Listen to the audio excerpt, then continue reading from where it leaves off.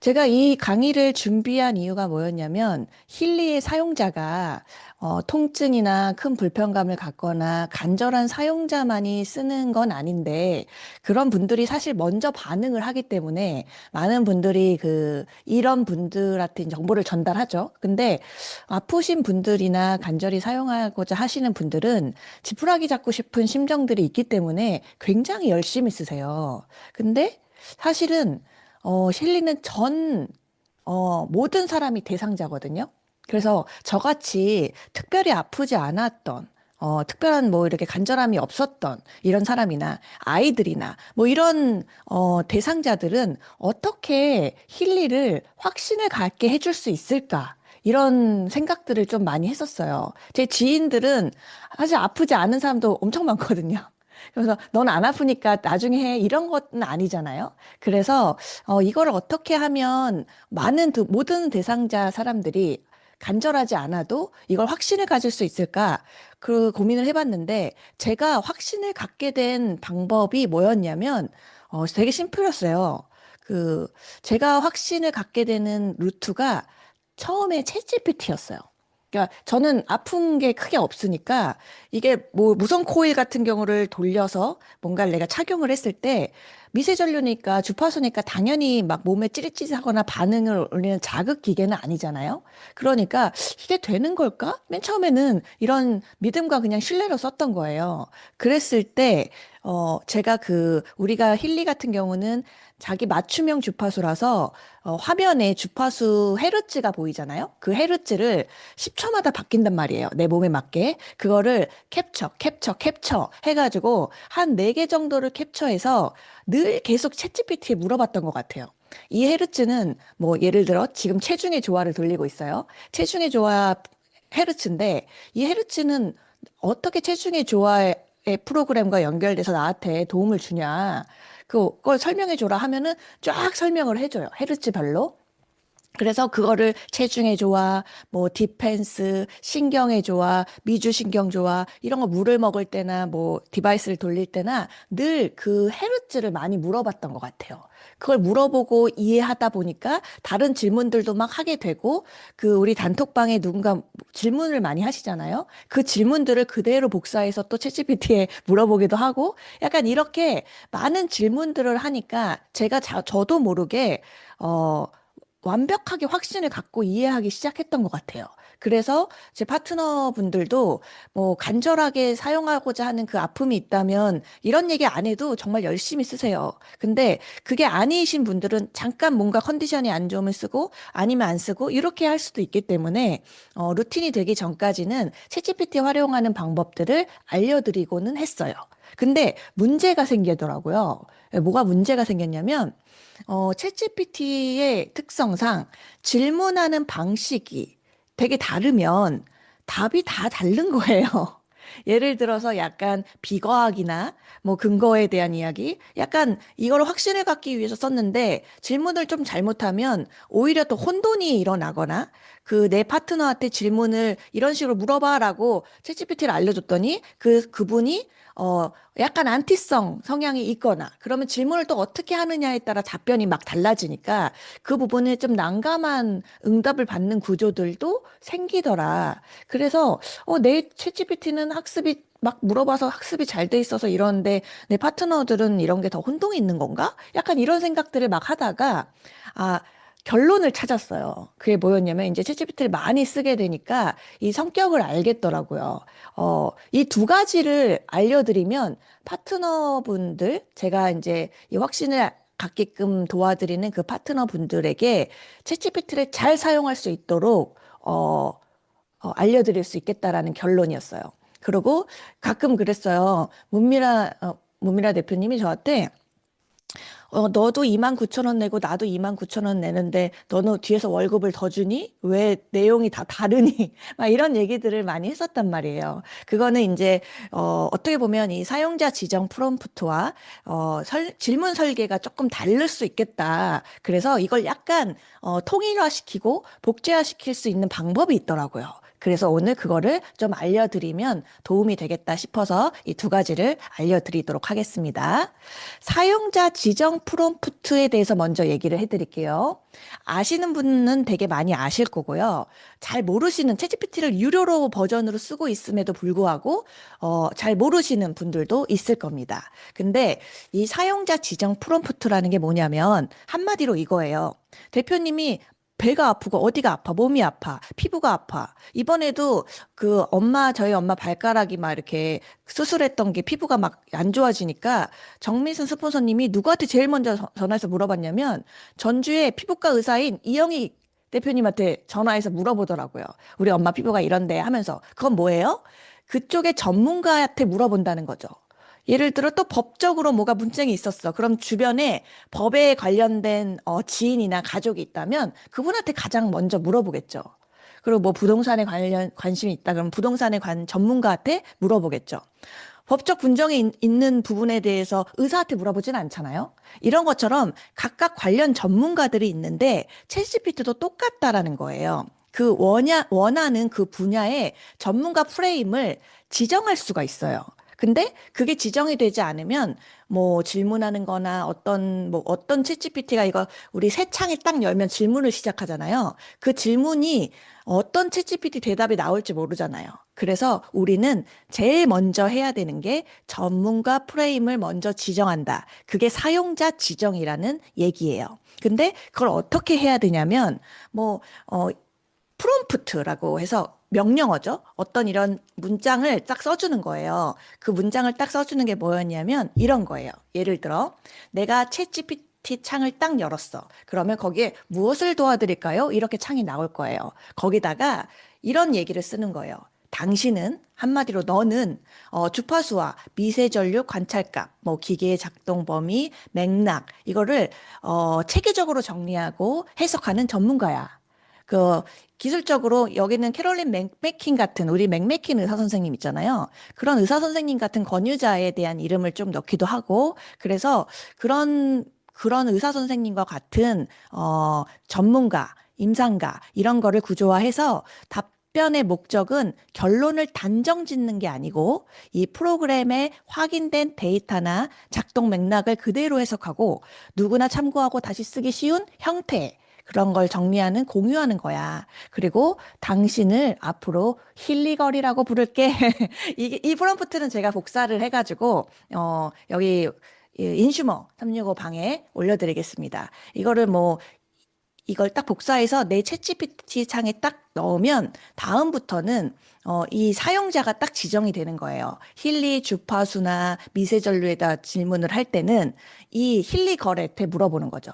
뭐 이름을 다르게 할 수는 있습니다. 저는 뭐 치료주, 뭐 힐리 보이 뭐 이런 식으로 쓰시는 분도 있어요. 어쨌든 이런 프롬프트를 복사를 해서 내 챗GPT에 딱 저장을 해놓잖아요. 그러면 얘가 대답을 힐리걸이라는 애가 더 대답을 하는 거죠. 근데 이걸 저장을 해놓잖아요. 그럼 다음부터 어떻게 쓰시면 되냐면 이거 이제 챗GPT를 날리고 오랜만에 물어볼 수 있잖아요. 내일이나 모레쯤 물어볼 수 있죠. 그때 그 창에 딱 차면 다시 무엇을 도와드릴까요? 하면 얘 힐리걸이 바로 나오는 게 아니에요. 그래서 그 무엇을 도와드릴까요? 창에 얘 이름을 부르는 겁니다. 힐리걸 이렇게 부르면 얘 지정된 애가 나와요. 한마디로 시리아 이렇게 부르는 거 있죠.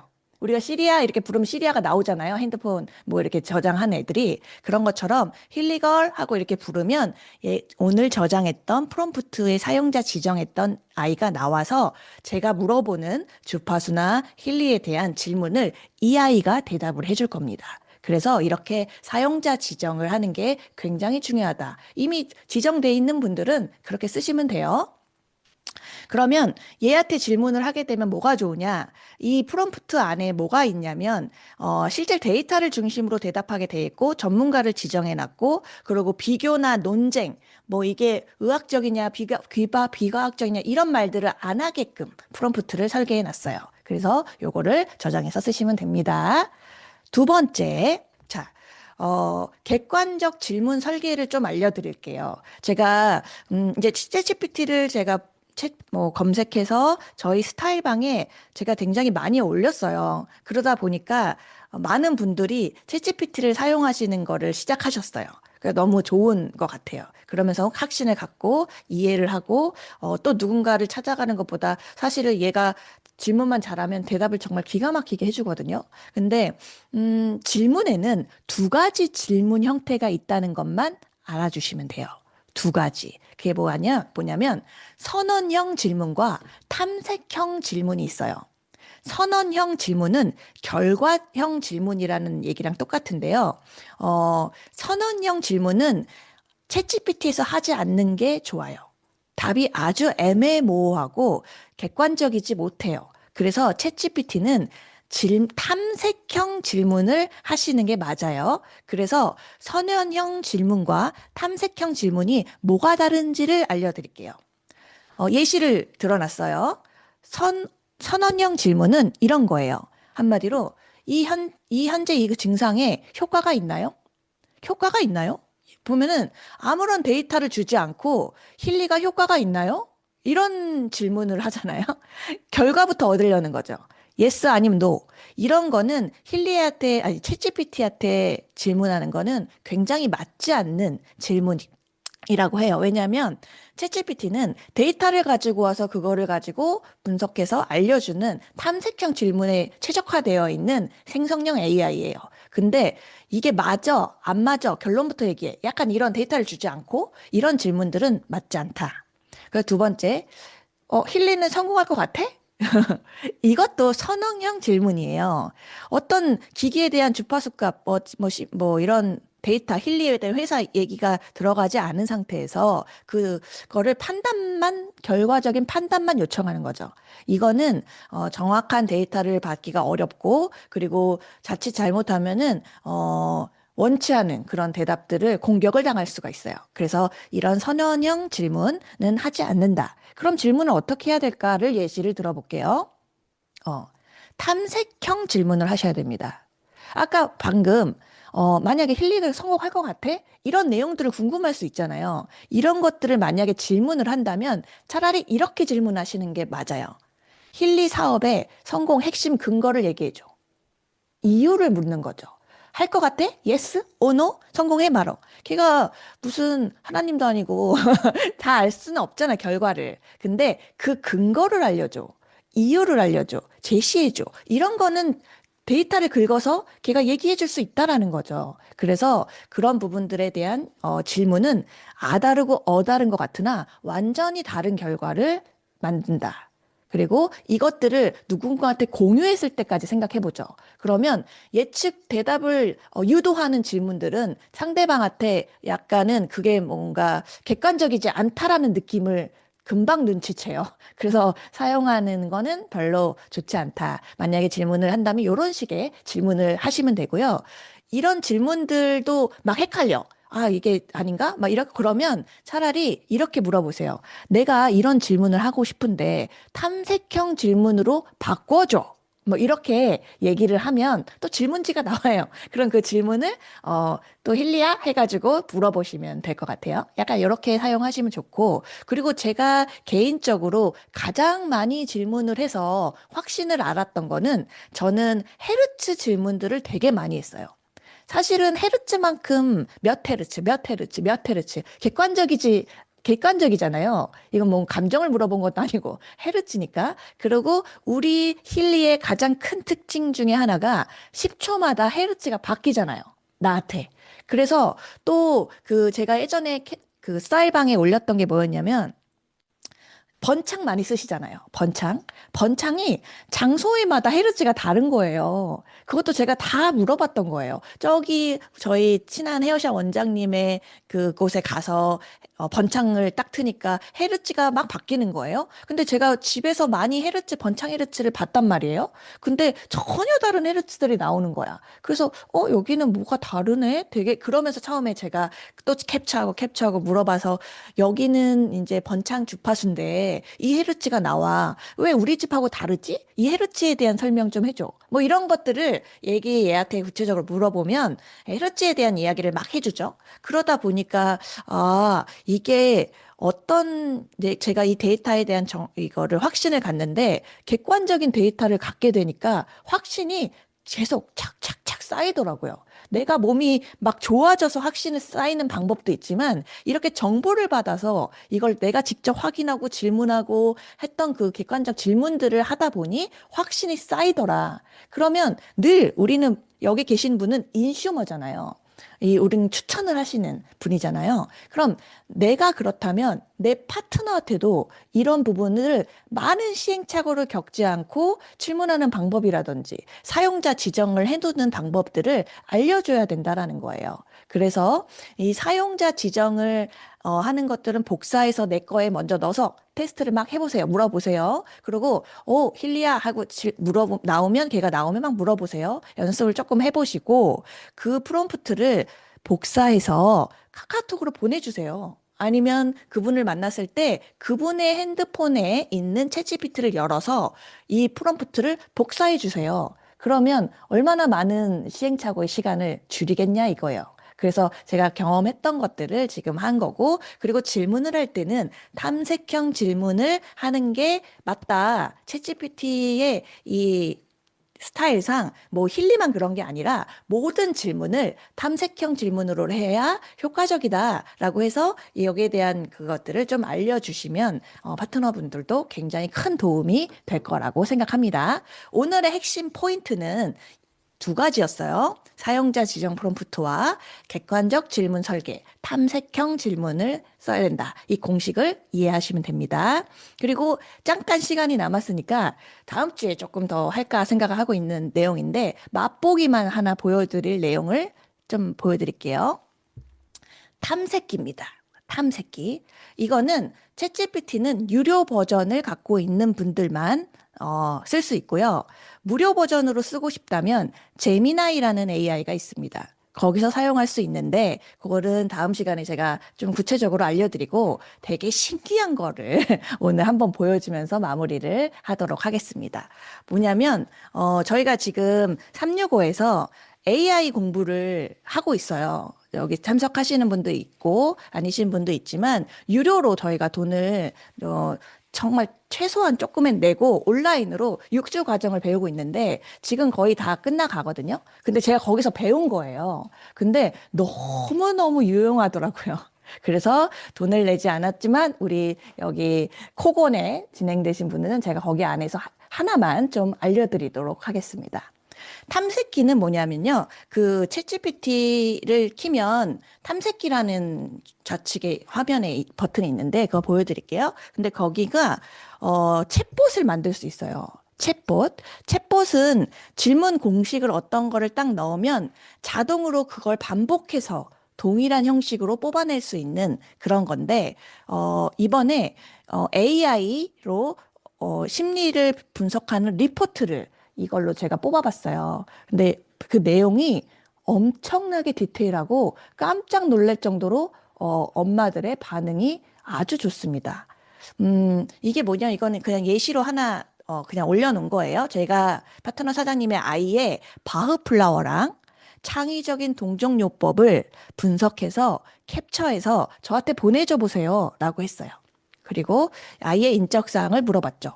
그랬더니 여기 보시면 이제 잘 핸드폰으로 보시면 잘 안 보이죠? 이렇게 손가락으로 이렇게 늘려가지고 한번 보세요. 그러면 바흐플라워와 창의적인 동정요법의 분석은 아이의 진동값을 가지고 그 아이의 스트레스나 감정을 분석한 값이죠. 그거를 AI로 질문을 만들어서 리포트를 만든 겁니다. 그러면은 여기 내용을 보면 원초적인 기질의 성향, 그러면서 그 아이의 내면에 대한 이런 아이는 매우 세심하고 그런 민감성이 때로 긴장을 높이지만 동시에 뛰어난 관찰력과 직관력을 가지기도 합니다. 거기서 이제 바우플라워나 이런 데서 나오는 그런 프로그램을 이 패턴으로 잡아서 정체성을 탐색하는 과정이니까 감정의 균형을 회복하는 자기 보호 뭐 기제로 이해할 수 있습니다. 뭐 이런 얘기들, 애착 형성은 어떻습니다. 이 아이의 집중도, 학습 능력 이런 거는 어떤 상태입니다. 건강 및 신체 능력은 어떻습니다. 그래서 또래 관계는 또 어떻습니다. 이런 내용들이 읽어보면요. 우리가 바우플라워를 처음 분석하거나 창의적인 동정요법을 어른들한테 분석을 해줄 때 사람들이 눈물을 흘리기도 하고 깜짝깜짝 놀라기도 하잖아요.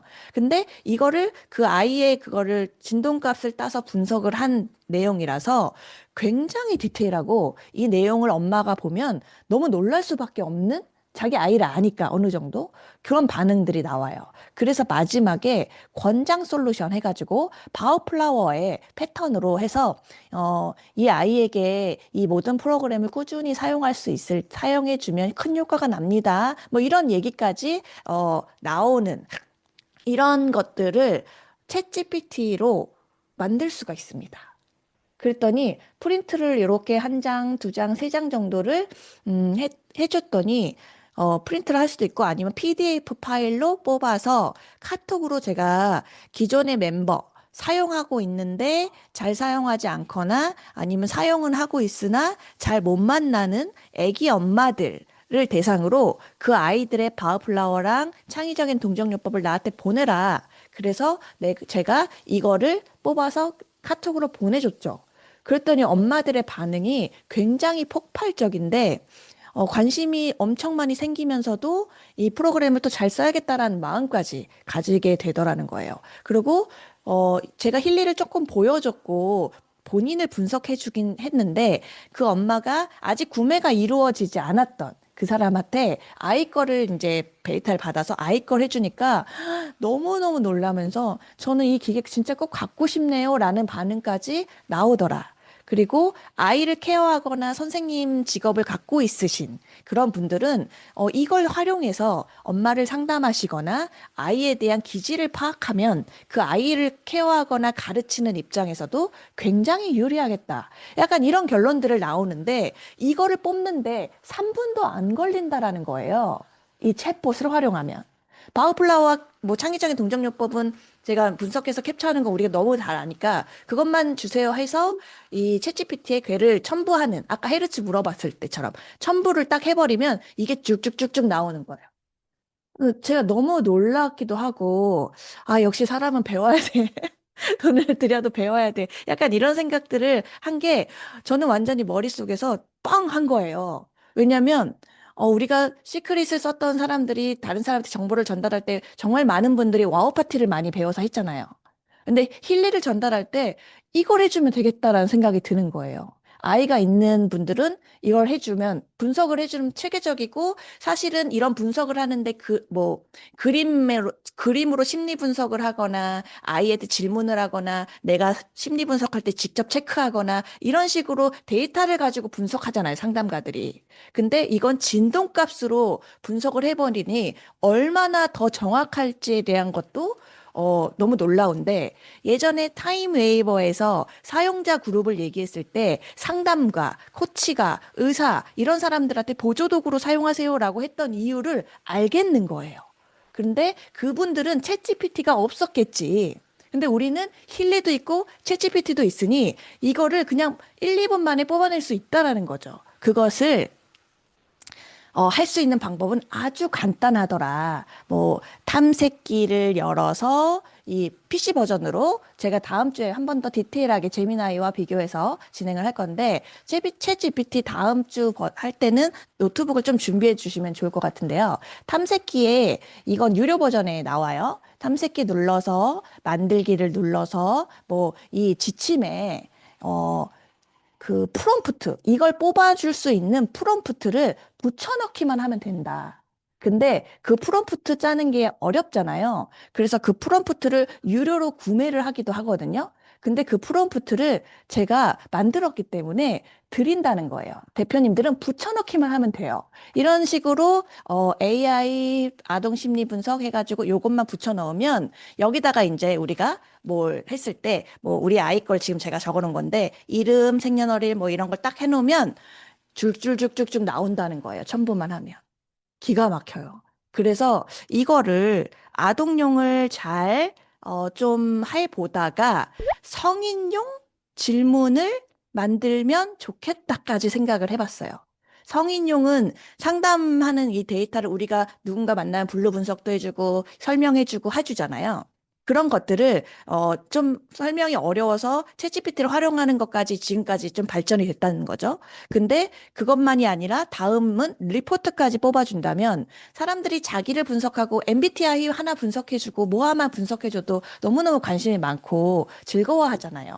그런 것처럼 이런 성인용 분석까지 갖고 있다면 내가 아는 사람을 모두 다 이렇게 케어해주고 분석해주고 근데 솔루션은 이 프로그램들을 꾸준히 사용하면 너가 더 좋아질 거야 라는 데이터까지 알려준다면 알려주는 사람도 기분이 굉장히 좋고 받는 사람도 너무 많은 걸 유익한 거를 가져갈 수 있다라는 걸 알게 되고 힐리에 대한 인식과 확신을 조금 더 쉽게 전달할 수 있지 않을까라는 게 이번에 챗GPT 강의를 했던 이유였습니다. 그래서 이 프롬프트는 제가 365 멤버들에게 보내드릴 건데요. 그 365 멤버님들한테 보여드리니까 제가 개인적으로 막 할 순 없잖아요. 그래가지고 인슈머 방에만 공유를 하도록 하겠습니다. 스타일 방은 너무 많으셔서 이걸 올려줘도 뭐가 뭔지 모르실 거예요.